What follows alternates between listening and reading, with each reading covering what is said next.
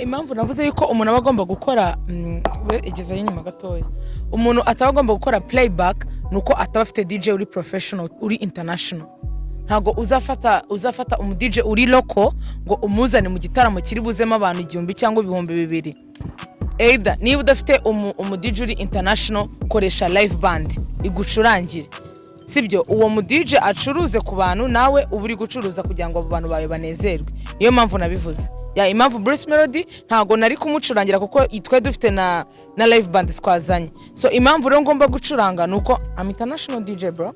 Yes. Tafari gushiraho umusanzu nyine kuri music nyarwanda nko bakumva Double J Dramati muri music y'u Burundi. Ni Kenny Solo rero uri kugerageza kuzamura ibendera ry'u Rwanda n'u Burundi butavuyemo kuko turi umwe.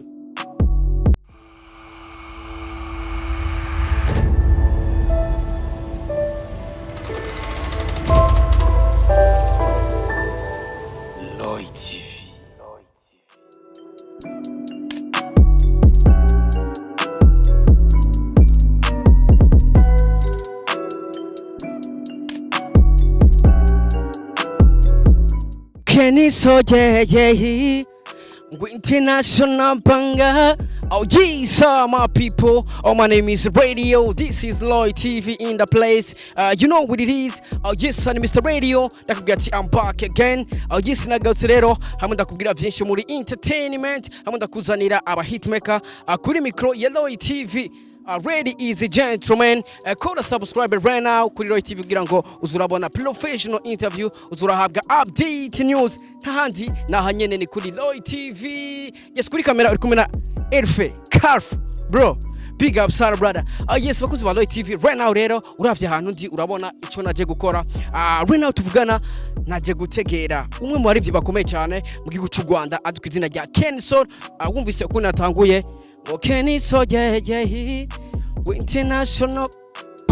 Yes, ni Kenny Solo uno musi nyene aza gusesekara ngaha mu gisagara cya Bujumbura aho ku musi wejo afise concert navuga yuko abantu benshi biteganye igishika. Ni concert azo ari kumwe n'abandi byinshi bagiye batandukanye b'abarundi ba Wiz Designer aba Double J once again ni na Double J bakoranye indirimbo ndibaza uravyibuka. Yes, harimo ba OLG Oleg ba Dramati ba Arvin Smith n'abandi benshi bagiye batandukanye.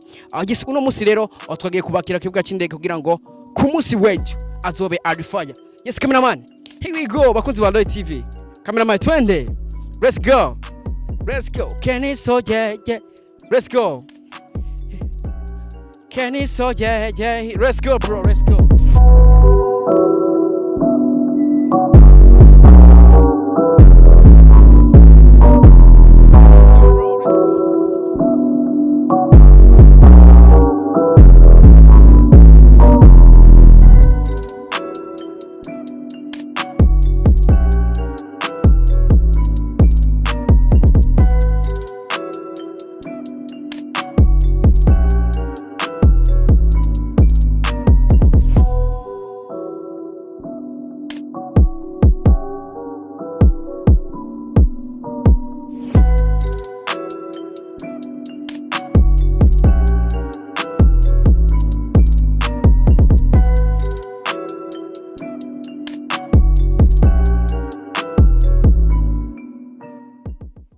Tugerageze tubaze ibibazo bijanye n'ibiteramo hama ibindi tuzoro mu mwanya mwiza gukora ama interview. Umwanya ni gwanyu.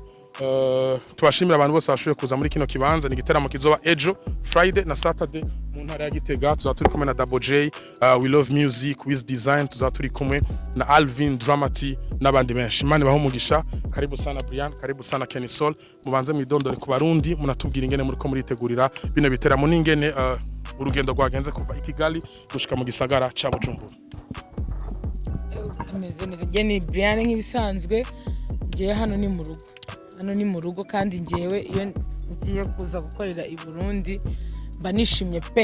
mba nishimye kubera yuko nyine ndisanga nago nyine ibintu byose hano umuntu yahita bivuga ubwo muza booking ama interview kwa Ami Pro ubundi tuyavuge koko.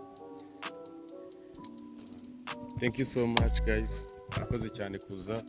Ndishimye cyane ntago nari nzi ko ndibuze kubasanga hanga mwese. Ni umugisha ukomeye cyane. Burundi tubafata nko mu rugo.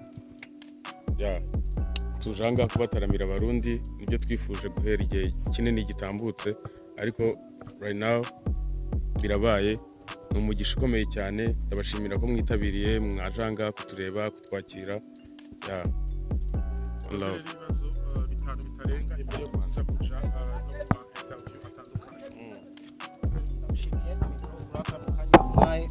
nitwa Alvin Gucci kuva muri Hit Top TV the number one channel in our country mu batara nigo batsigera bananirwa keretse iyo twigirishije Kenesoul na DJ Brian turabaha ikaze mu gihugu cyacu ciza cy'u Burundi nizere ko katari incuro ya mbere Kenesoul ugeze hano mu Burundi nizere ko kandi urugendo rwanyu rwagenze neza kibazo canje ca mbere ndacerekeza kuri DJ Brian ariko na Kenesoul nivyaba ngombwa araza kunyishura DJ Brian ubuheruka hano waruviye mu giteramo cha Breeze Melody yari icari giteramo cari categuwe na 155 utashe mu rugo mu Rwanda waravuze yuko nta muhanzi nyarwanda akwiye gukora show ya playback ariko ubu tumubona Kenesoul aherekejwe na DJ Brian abarundi bitege yuko DJ Brian ariwe azovugiriza Kenesoul canke bitege live ya impamvu navuze yuko umuntu abagomba gukora igeza y'inyuma gatoya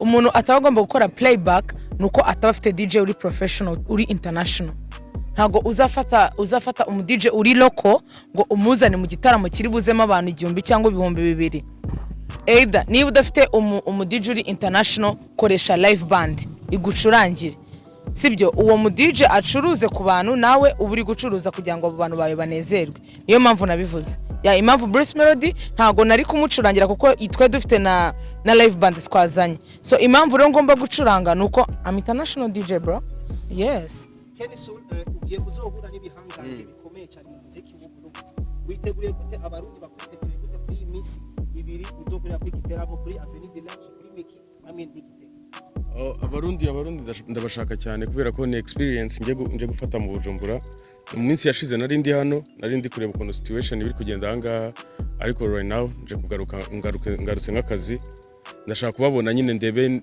rwa rukundo birirwa bamereza muri comments birirwa bamereza ko abarundi basupportinga music yacu cyane ndanabibashimira cyane ni iby'agaciro ngiye kuba njanga no kugira ngo ndebe koko rwa rukundo banyereka kuri social media where ko barunyereka nyine live the man.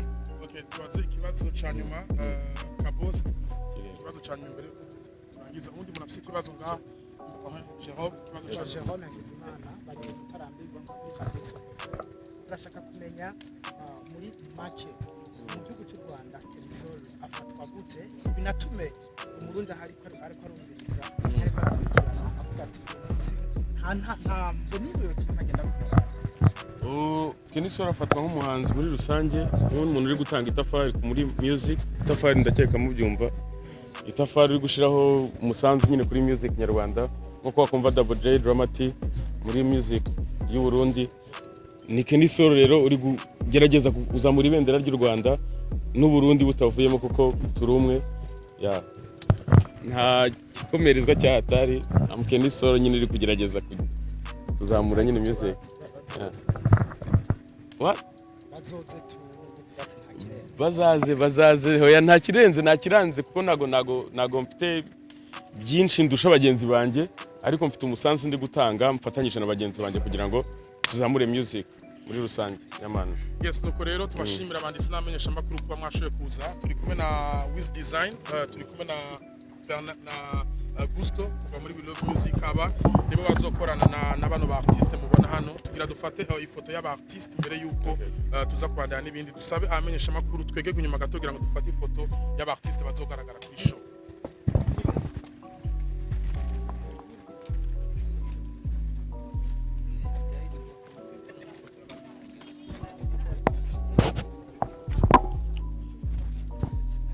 Yes bakunzi ba Loy TV ndibaza wavyumvise vyinshi ku munsi weje nibaze ko utazosiba aho uva yuko DJ Brianne na Kenesoul bari tayari kabisa urumva yuko ibintu bizoba bimeze fresh sana yes reka nibaze yuko aho herereye ku munsi wejo uzowaje kugira ngo tuhatwike yes bamaze kubwira ati ebana twe turi gado tumeze fresh urumva yuko ibintu azoba are good urumva yuko ku munsi wejo umuntu azohasiba azoba ari so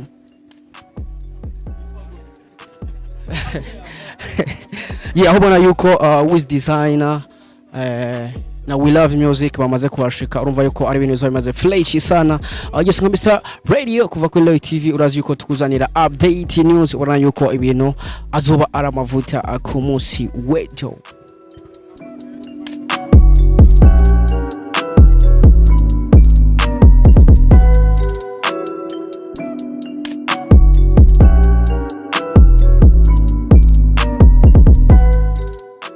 Yes, bakunzi ba Loy TV nkuko ibona iyi ni modoka Cancel arimo na DJ BRIANNE aba kubwira ati ku munsi w'ejo azoba ari fire. Yes, bakunzi ba Loy TV ona yuko abantu bameze neza bya hatari. Umuziki urimo agafaranga wallahi. Cameraman sogea mbere. Bakunzi ba Loy TV ndi bazayibonye abarimvye bamaze gushika nko twabikubwiye. Cancel yamaze gushika mu gisagara ca Bujumbura aho kubwira ati ku munsi w'ejo ni fire. Yazanye na DJ BRIANNE kuva mu gihugu cy'u Rwanda. DJ BRIANNE sijya mbere ageze ngaha, urabizi yuko yama yaje kwatwika ari kumwe na ba Blues Melody n'abandi benshi bagatandukanye. Bakubwira ati ku munsi w'ejo rero ibintu azoba ari fire. Witeguye gute bro? Cameraman, you already know, uri tayari se? Ejo tuzoja gutwika. Bakuzi ba Loy TV, Mr Radio kuva kuri Loy TV, ona ko tukuzanira update news, ona yuko ibintu tukuma tubizana bi on top. Ejo rero ku munsi w'ejo ndagutumye kugira ngo dukomeze kwatwika. Cameraman, let's go bro, we love you so much. Wagwan.